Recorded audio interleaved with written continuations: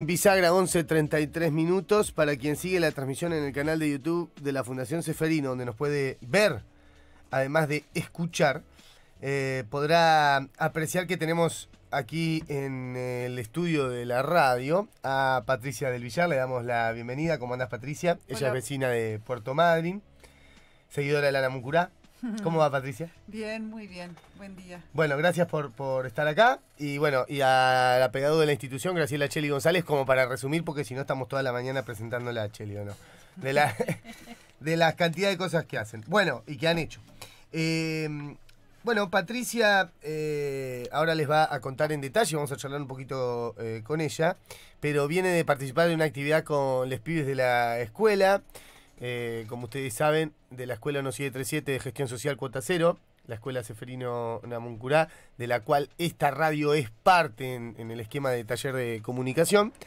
Y fue una iniciativa de Patricia, más que charlar con nosotros en la radio, charlar con los pibes en el aula, ¿no? Sí. El contexto o el motivo lo da los 50 años que se cumplieron esta semana. No, la semana pasada, del Treleguazo. El martes pasado. El martes pasado. Así que, Patricia, bueno, y además, en el marco del aniversario, fue Patricia quien recibió un reconocimiento bueno, en homenaje a tu padre, Manuel. Manuel del Villar, sí, el homenaje fue una entrega de un tríptico con los decretos que expidió el Consejo Deliberante de Trelew, el nombre de él, una plaquita como uno de los presos de la solidaridad. Ahora nos vamos a meter en esos conceptos para tratar de tratarlos acá. Para fijarnos también que no estamos tan lejos de aquella situación, aunque no es comparable, ¿no? Había mucha más... bueno, ahora lo va a describir mejor Patricia, me parece. Pero por lo menos el esquema de poder no ha sido desarmado de aquel momento hacia hoy en algunos sectores. No sé, Patricia me mira como diciendo, está diciendo cualquier verdura. Ahora veremos si opina lo mismo o no Patricia. Pero quería empezar un poquito por ahí para ver qué era lo que vos querías charlar con los pibes en el aula. Básicamente reconstruir la historia, que me parece lejana porque son 50 años. Lo que yo hice fue una línea de tiempo, puse algunas fechas, los ubiqué, qué edad tenía yo. Yo tenía 7 años cuando se produce la masacre de Trelew. ¿Qué significó para mí siendo una niña de 7 años y cómo yo transité esto que pasó y que fue una bisagra en mi vida? Masacre de Trelew, lo llevan preso a Mario Abelamaya, amigo de papá, abogado, y después, que es el último que liberan después del operativo vigilante que ocurrió el 11 de octubre del 72, que es cuando nos allanan la casa, la balean y se lo llevan preso a mi papá. ¿Vos estabas ahí con tus 7 años cuando pasó eso? Sí, y en el interín, o sea, lo uno a Mario Abelamaya como punto medio entre masacre de Trelew y Treleguazo, porque a Mario lo llevan preso, o sea, el 15 de agosto se produce la fuga, el 18 de agosto del 72 lo llevan preso, y en el interín, con la militancia de mi papá y de mi mamá manejaba a la noche el auto y yo atrás iba con la ventanilla abierta tirando panfletos pidiendo la libertad a Maya. Por eso hice acá hice como un collage que después los muestro, como para que tengan idea del recuerdo, ¿no? De lo que era mi casa, un doble juego de puertas, que el original, una de las puertas no la encontré, pero la segunda sí, que está sobre 25 de mayo frente al Banco Chubut. Pedí comprarla y no me la quisieron vender. Vamos a ver qué podemos hacer. Sí, porque sí, la idea, hoy es el cumpleaños de nuestra librería, 10 años de Bien Sur. La idea era recuperar esa puerta y que sea la puerta que abra y cierra la librería. Hermoso. Pero bueno, y un poquito de fotos de mi papá para hacer... Una charla con los responsables con la intendencia y me imagino que se destraba eso. Ojalá, sí. 25 de mayo ahí puse la dirección, 157. Porque además esas puertas hoy se mandan a hacer y queda igual que la... Sí, tengo una amiga que en Buenos Aires la fabrica y pedí a mi amiga que si la hace ella, pero estaría buena la original, que esté baleada. Sí, claro. Con las 2 balas 9 milímetros. No, digo para hacérsela a esta gente y nosotros quedamos con la original. Nosotros, claro. Digo, mirá. Sí, no, es que pensábamos, ¿no? Que sea una propuesta de los pibes y de las pibas de la recuperar escuela, para pedirle al Consejo Deliberante que la nombren patrimonio. Si algún concejal está escuchando. Sí, por favor, nosotros con los pibes, no creo, pero pibes, vamos a pedirlas. Dicen que hay que pedir. Yo nunca pedí hace poquito por primera vez y se me concedió, así que pedido de la puerta de 25 de mayo 157. A los perfecto. 50 años del Treleguazo, bueno, ¿qué más? Representante, qué mejor. Se sacan todas las fotitos, además quedan perfectos. Queda bárbaro. No pierden nada, va. Y llevamos esa puerta a la librería. Y llevamos a la librería, foto con la cosa, inauguran, todo bien. Que también pueden entrar a la librería y conocerla. Que no es muy habitual, ¿no? Patricia. Vino afilada Patricia hoy.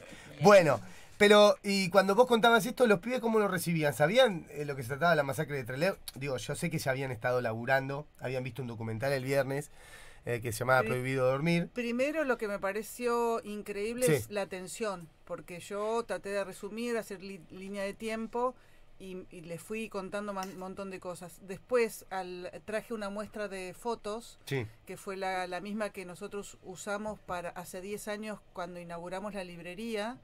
Nosotros inauguramos la librería Bien Sur de Roque Sáenz-Peña 240 junto a los familiares de la masacre y una muestra de fotos permanentes del Treleguazo.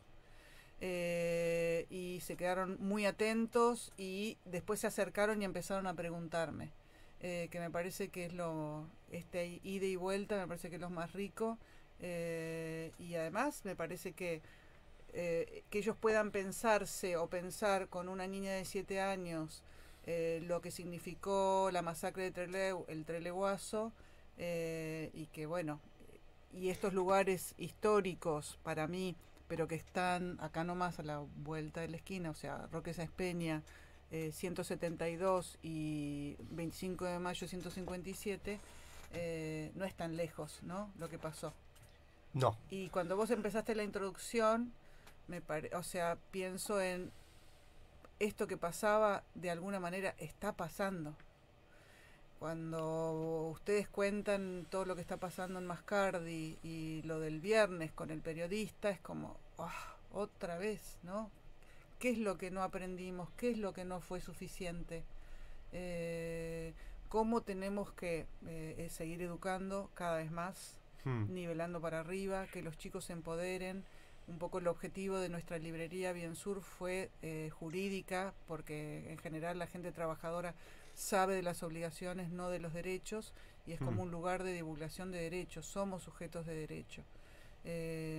Así que bueno, un poco la idea, y en Buenos Aires una amiga, que no es cualquier persona, me dice, tu militancia son los libros.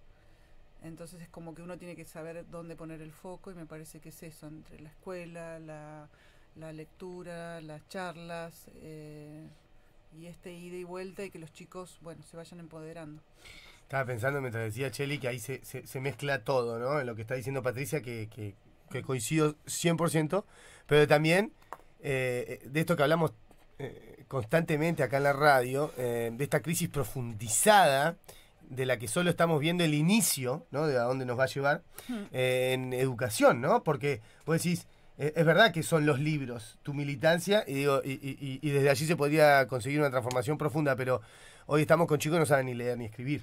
Entonces, para empezar, tenemos que ir para atrás. Y si miramos eso en un contexto, decís, y tan casualidad no es. Yo no digo que Grassini sea, ¿no? Grassini está ahí como estuvieron 6 antes de él en 6 años. Pero digo, si miramos un poquito más arriba, y bueno, por ahí le conviene a algunos sectores que la educación esté tan pisoteada, ¿no? Para vincular los dos temas, me parece. Vos al no tener el espacio áulico, la institución escuela, lo que le quitas al ser humano, que es lo más humano del ser humano, la educación, es la palabra. Claro. Entonces, antes vos decís, bueno, la palabra instituida, tenés que decir las cosas porque esta es la verdad. Pero también tenés, la escuela es ese doble juego. Puede ser que sea hegemónica y que esté dispuesta para recibir solamente los que tienen el poder, pero también hubo otros que se oponen a ese poder y tenés la contrapartida. Por eso la palabra es el instrumento de poder más importante, para someter o para liberar. Sí, cerré un poco la charla con los chicos porque me fui acordando, o sea, vieron toda la muestra que yo traje libros, les regalé un ejemplar del cómic que acaba de ser presentado en Trelew por Mariana Ruti y Lautaro, se me fue el apellido. Pero me lo dijiste fuera del aire. Sí, que ellos mandaron un ejemplar para esta escuela.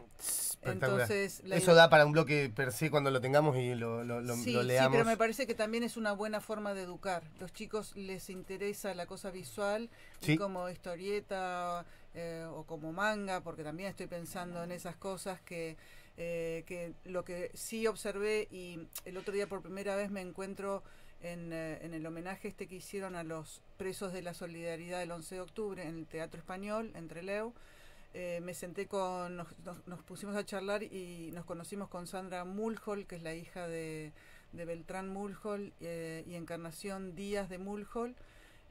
Y ahí es la primera vez que empezamos a hablar como hijas, como niñas, qué nos pasó. Qué fuerte. No. Y nos vimos el viernes, yo me fui el viernes a Trelew a buscar más material, que lo leí con un trabajo más social de la posición, de la cuestión política y social de Trelew en ese momento. Obviamente este análisis no lo tenía cuando tenía 7 años, pero con Sandra dijimos, nunca hablamos de esto. O sea, el otro día fue la primera vez que yo hablé con alguien, salvo con Nadina Mayo, que es la hija de ay, se me fue. Sí, ¿De Amaya? No. Mayo. Mayo, entendí mal. De Elisa Martínez, que fue la primer subsecretaria de Derechos Humanos, que yo la conocí en el 2006 en Rawson, que me dice, yo estuve presa con tu papá, así la conocí en Rawson, ¿no? Y ahí es con Elisa y con Nadina que hablamos del Treleguazo puntualmente. Con Sandra lo que sí se nos ocurre y lo que pensamos con ella es que involucrar a los chicos y armar todo hacer un trabajo pero de memoria. Por ejemplo, no hay fotos de los 16 presos de la solidaridad, no está armado como la masacre es como obviamente fue terrible, pero como gesto de solidaridad, que es lo que yo rescato y que me parece que es lo que hay que valorar, y lo que yo hablé con los chicos hoy es la palabra, que me parece fundamental, no aislarse, trabajar en grupo, hablar, y gesto de solidaridad. Si no hubiese sido por el pueblo en la calle, no rescata al pueblo. Están escuchando a Patricia del Villar, estamos charlando acá en el piso junto con Chely González, opera Marcos Rodríguez en este segmento radial.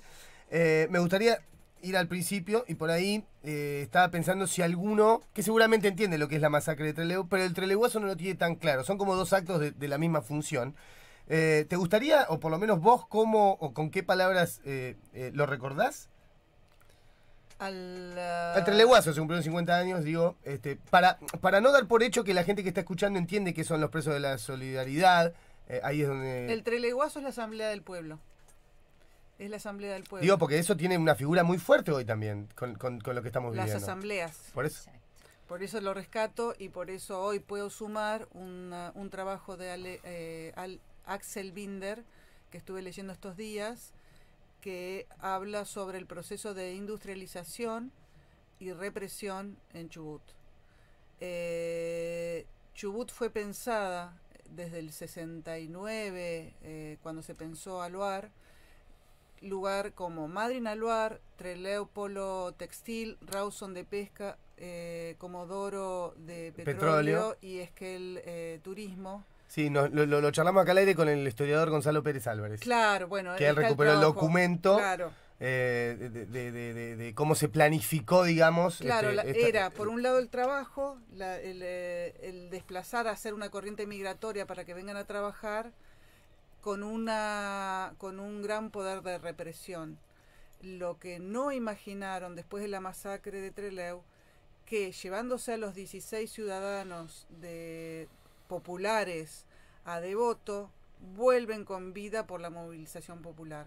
O sea, la expresión de solidaridad y de compromiso que se produjo desde el 11 de octubre hasta el 13 de noviembre, que lo liberan a Mario Belamaya, el pueblo no se fue ni de la plaza ni del teatro. Hasta que no volvieron los 16 compañeros, el pueblo no se fue.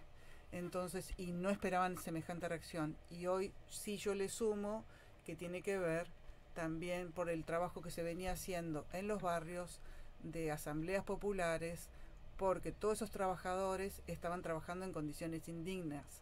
No tenían casa, claro, no tenían agua, entonces vieron que tocaron a ciudadanos que ellos ya ayudaban a a esta gente trabajadora, entonces se pusieron de igual a igual a reclamar por los suyos.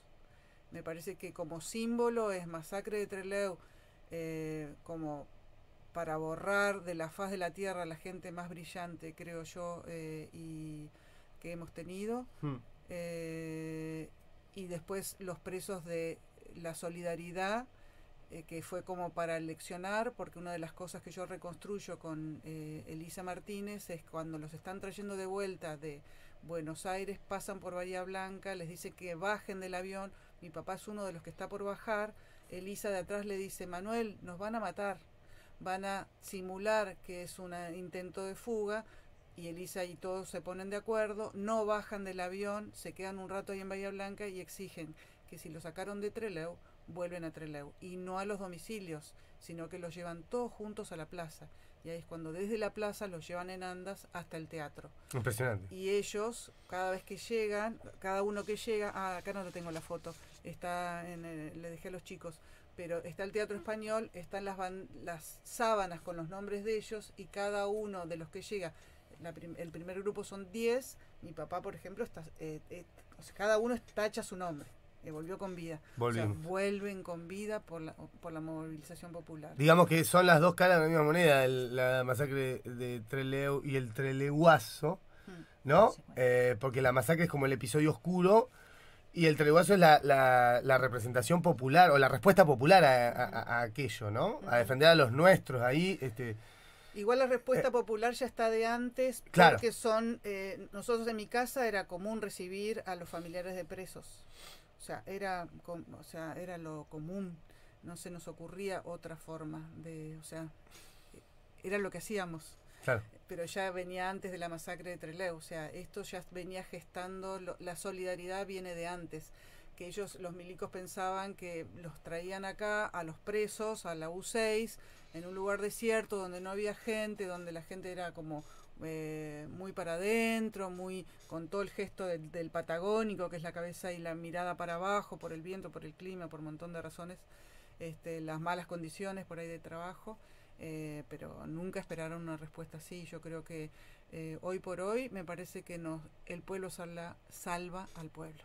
Bueno, y de alguna manera eso dialoga, hablando de asamblea, hablando del pueblo salva al pueblo, con lo que pasó en diciembre pasado con el chubutaguazo, como se le quiera poner. Ajá. Porque es difícil primero que es una expresión popular muy particular. Es muy difícil que se logre una movilización por día durante 7 días en cada localidad de Chubut. Eso te habla de un pueblo organizado, acostumbrado a luchar, que está a la altura de lo que está discutiendo. Nosotros siempre decíamos eso, intentamos analizar un poquito lo que estaba pasando y decíamos, evidentemente el pueblo está más preparado que la clase dirigente que lo representa supuestamente, que estuvo guardada, tapada y ni hablar hoy. Y ni hablar hoy, desde ahí hasta hoy, no pueden salir ni a la calle, ¿no? Pero eso sería difícil de imaginar en otra provincia y me parece que ese es un antecedente fundacional del pueblo chubutense luchador, digamos, ¿no? Y hay otras experiencias como el Madrinazo, Bueno. Pero este gesto de solidaridad, como la Asamblea del Pueblo o Treleguazo, solo ocurrió en Chubut, no ocurrió en otro lugar de Argentina y no ocurrió en Latinoamérica. Claro. O sea, no estamos hablando de cualquier cosa, ¿no? Claro. Por eso estaría bueno empezar a trabajarlo desde ese lugar, comprometiéndolos, involucrándolos los chicos y ir sumando. Yo tengo la grabación de mi papá en Buenos Aires, que Pedro Yervino le hizo cuando él vuelve, por eso está esta foto acá. Este es el reportaje que le hacen a mi papá cuando vuelve.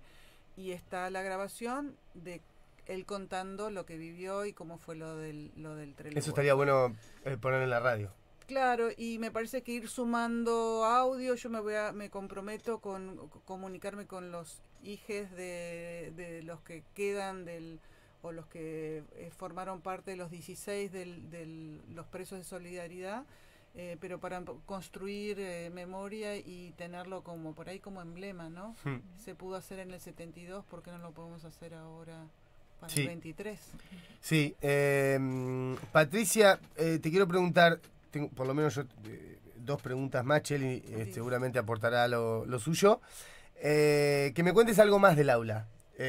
No sé, algún momento por ahí, alguna pregunta que te sorprendió o algún interés que no esperabas de les pibes. Le sorprendió el dibujo que yo traje, una reproducción.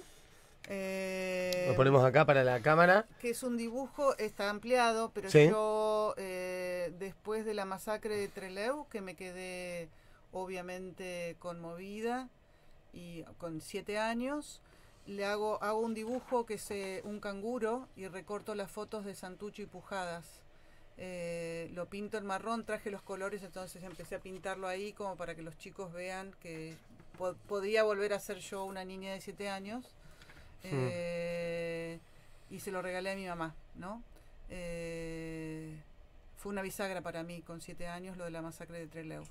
Entonces yo creo que todos tenemos, cada ser humano tiene, sabe cosas y tenés que tener un contexto para poder ser escuchado. Yo creo ¿Qué significa el dibujo? El dibujo, yo después lo entendí, yo hice la carrera de biología en exactas en Buenos Aires y no entendía por qué había dibujado un canguro. El marsupio es el lugar de protección y de crecimiento de la cría. Santucho y Pujadas, por lo que yo escuchaba, era lo que más sabía, por ahí no del resto de los 16 masacrados, que después fueron 19. Claro. 3 sobrevivieron gracias a... simularon que estaban muertos y gracias a Paco Urondo hacen la patria fusilada, que es el reportaje que hacen a los 3 sobrevivientes. Es el último regalo que yo le hago a mi papá. El libro ese se lo regalo a mi papá en el 30 de mayo del 88, el 23 de junio del 88 él muere como funcionario público. Sus 2 accidentes automovilísticos los pasa siendo funcionario público.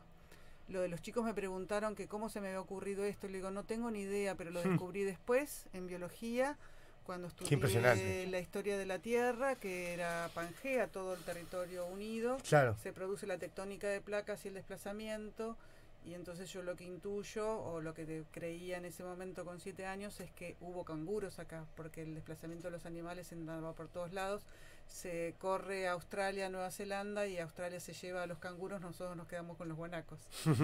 Que es mi animal. Yo digo, ¿qué animal? Se parece a una mara, muy patagónico. Y a mí me hace acordar mucho, los ojos de los guanacos son iguales a los ojos de los canguros. Mira. O sea, amo los guanacos, pero amo los ojos de los guanacos.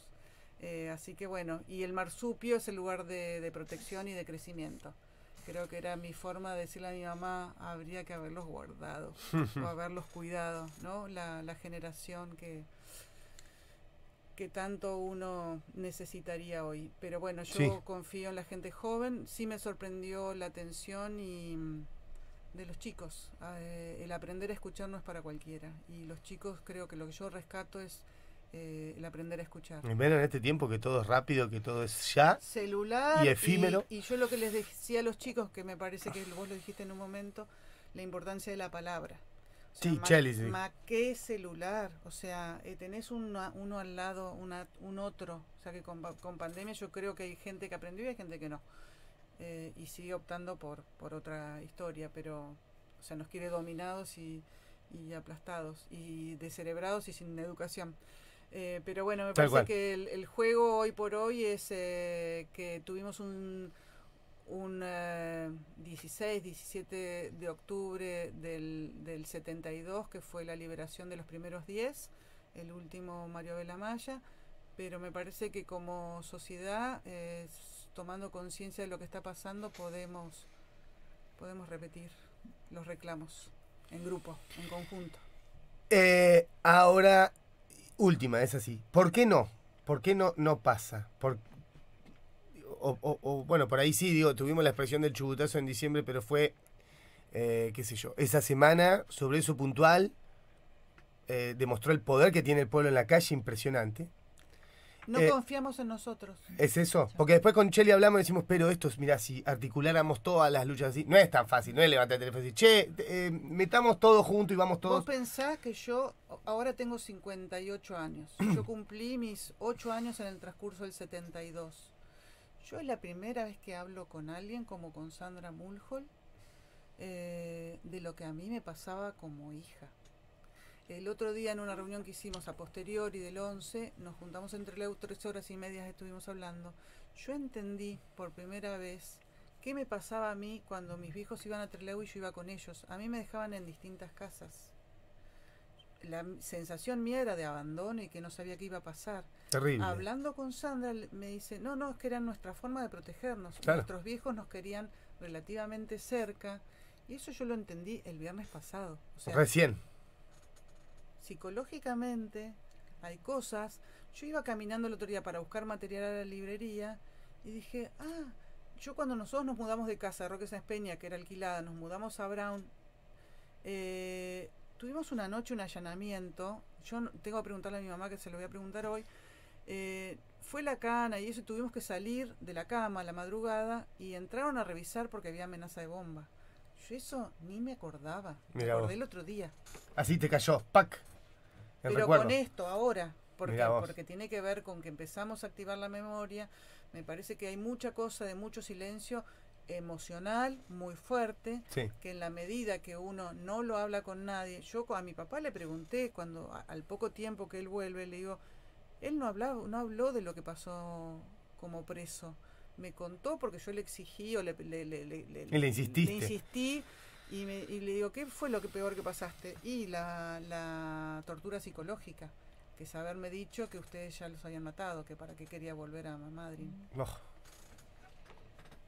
Difícil construir hasta que no nos toca algo muy profundamente y una fibra a cada uno, como fue lo del agua, el no es no, que fue creo que lo que nos unió a toda la provincia nuevamente.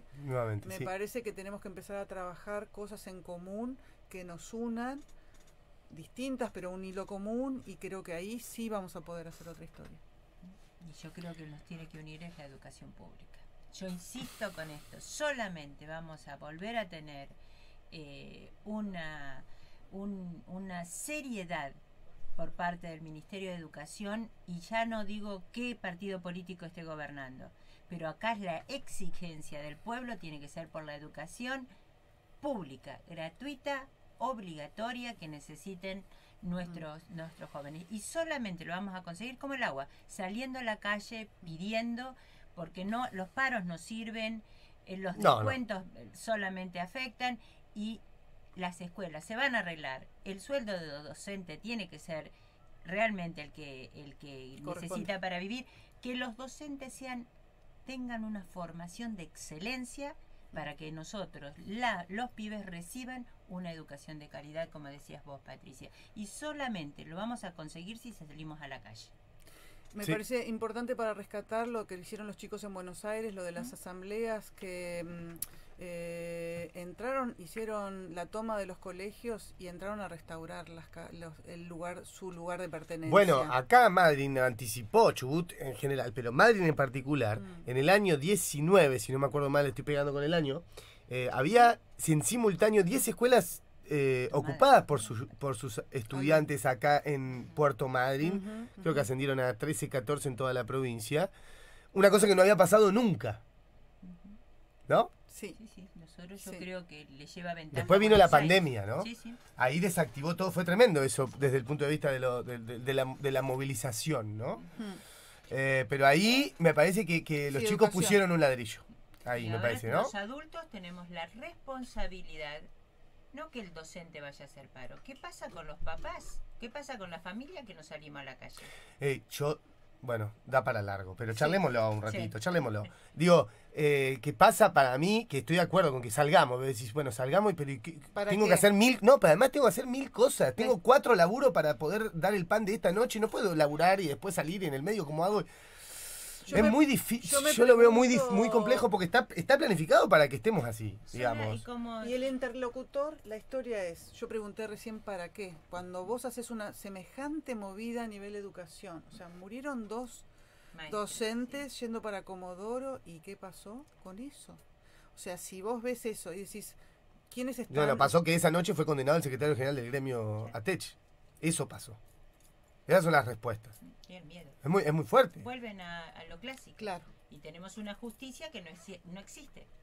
Tenemos, la verdad, que los jueces y los fiscales que tendrían que estar realmente reclamando por una educación, porque esto es constitucional. ¿Y sí? Los diputados, los concejales realmente, y los diputados que tenemos docentes, vergonzosos, Seña Gabela, ¿cómo se llama la otra? Williams. Realmente Mariela Williams. Sentiría vergüenza. Bueno, tuvimos una ministra de Educación que no tuvo, pero Florencia Perata debería estar presa porque una persona que es docente y que realmente firme para cerrar escuelas no tiene... Y después de eso, explotó la escuela del Maitén. Esa mujer no puede volver al aula. No se murió un pibe de suerte. Ni hablar con lo que deberían hacer en relación a esta escuela, ¿no? Y seguimos luchando. Está como caso testigo, que anticipó lo que vino después. Exacto. Y así estamos. La historia me parece que tenemos que pensar desde nosotros cómo vamos a ir nivelando para arriba, cómo seguimos empoderando a los chicos. Para mí está la esperanza en ellos. Lo veo acá, lo veo en Buenos Aires. Sí, es ahí. Pero tenemos las aulas vacías en la provincia. Las aulas están vacías en la provincia. La historia excepto las privadas. Al otro día hablaba con una amiga que ha sido docente, que nos reencontramos ahora, y me dice, Patricia, yo no hice jamás un paro porque era dejar a los chicos sin aula. Entonces, cosa que yo el otro día le decía, para mí es fundamental no perder el objetivo.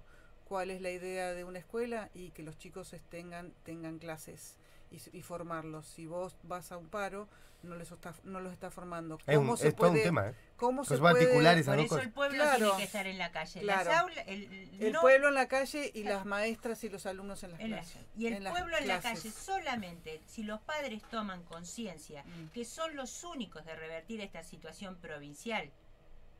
Es los padres. El docente no puede seguir haciendo más paro. Ayudémoslo al docente. El docente en el aula, los pibes en el aula, los porteros en las escuelas también, porque ATE tiene mucha responsabilidad en todo esto. Como gremio, está porque no podemos hacer paro uno, paro el otro. Es un caos.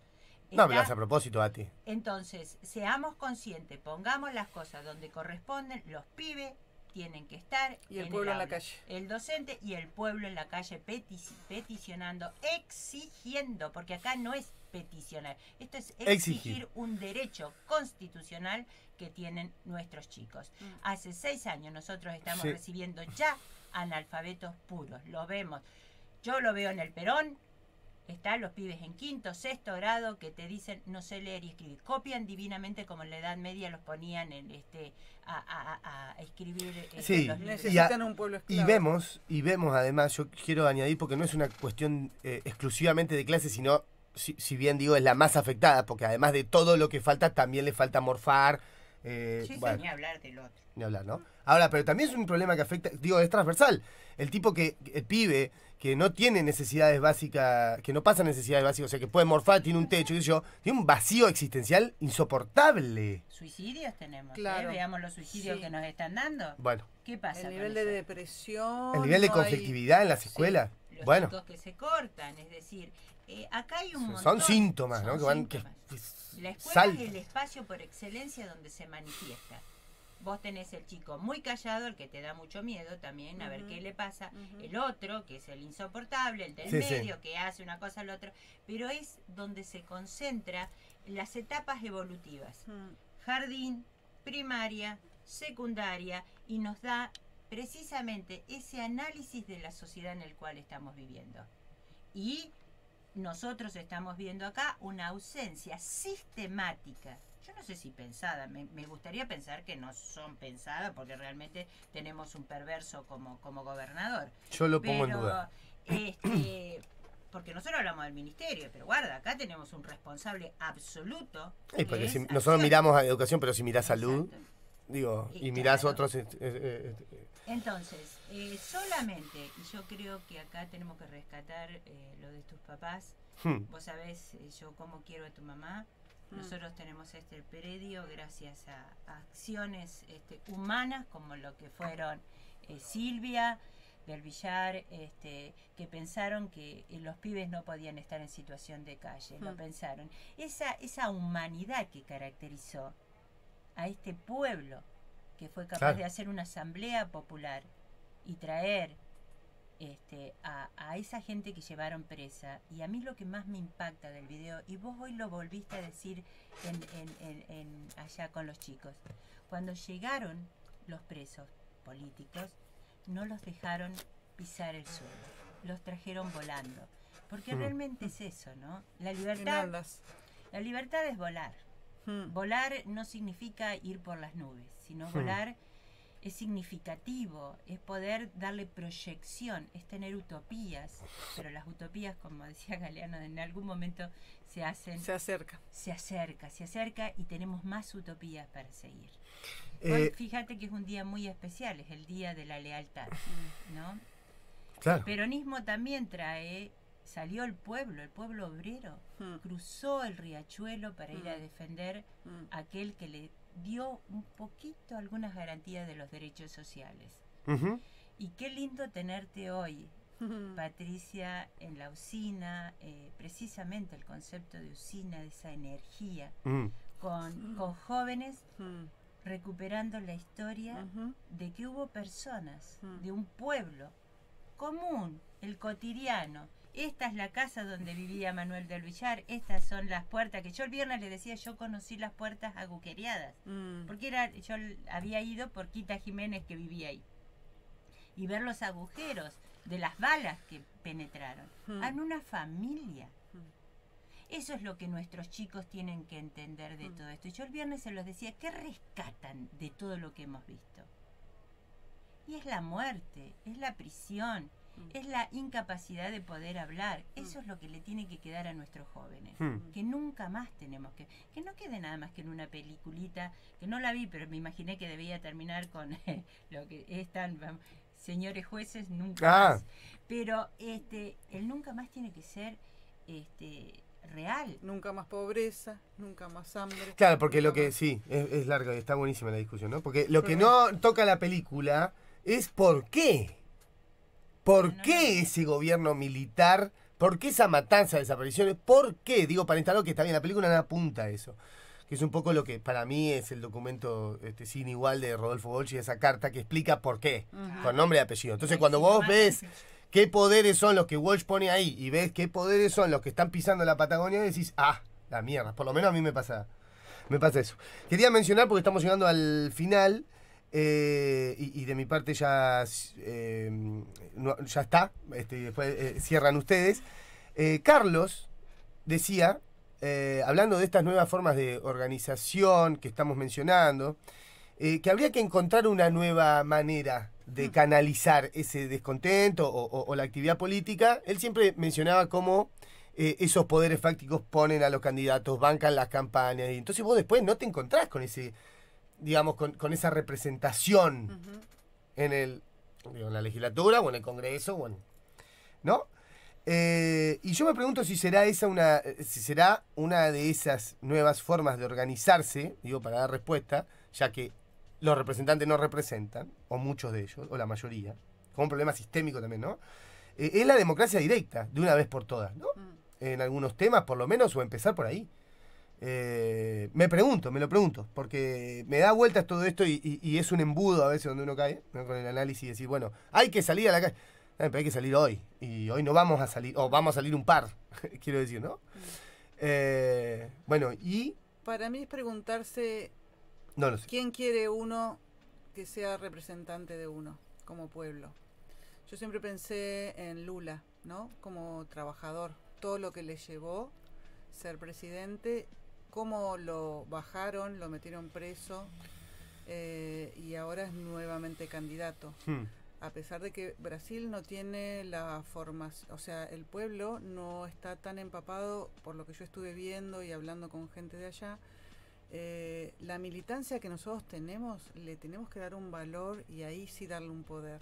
Exacto. Me parece que, no sé si será una utopía de mi parte, pero me parece que el que tiene que ser presidente de nuestro país tiene que ser un trabajador. Un trabajador. ¿Quién más sabe de nuestro cotidiano, de lo que significa cada día, no comer o tener lo mínimo para poder alimentar a nuestros hijos? Lo estoy hablando, o sea, por algo mío. Bueno, Entonces, Evo en Bolivia, el nuevo presidente de Perú, claro, el presidente de Colombia, que abre una puerta Petro. interesante. Y Francia, Márquez, Exacto. ¿no? Que de dónde viene. Me Sí. parece que si nosotros nos empoderamos y nos reconocemos, sobre todo la clase trabajadora, como sujetos de derecho, creo que ahí vamos a poder pensar en un presidente representante que sea representativo de nuestra clase. Sí, yo creo que la década de los 70 caracterizó algo en Argentina que fue maravilloso, que era los espacios intelectuales o los espacios, y me refiero a intelectuales no solamente No exclusivos. Esta dictadura lo que más Claro. se llevó fue la clase obrera, Sí, la dictadura militar, ¿no?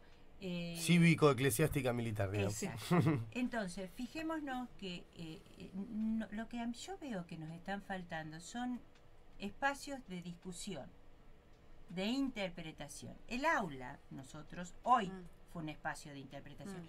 ¿Qué le quedó a los chicos? Yo no sé qué les quedó. Pero quedan Vengo como el viernes. vos, A ver qué. queda la sensación. Vos dijiste algo maravilloso, que es cuando uno es pequeño, que es la sensación.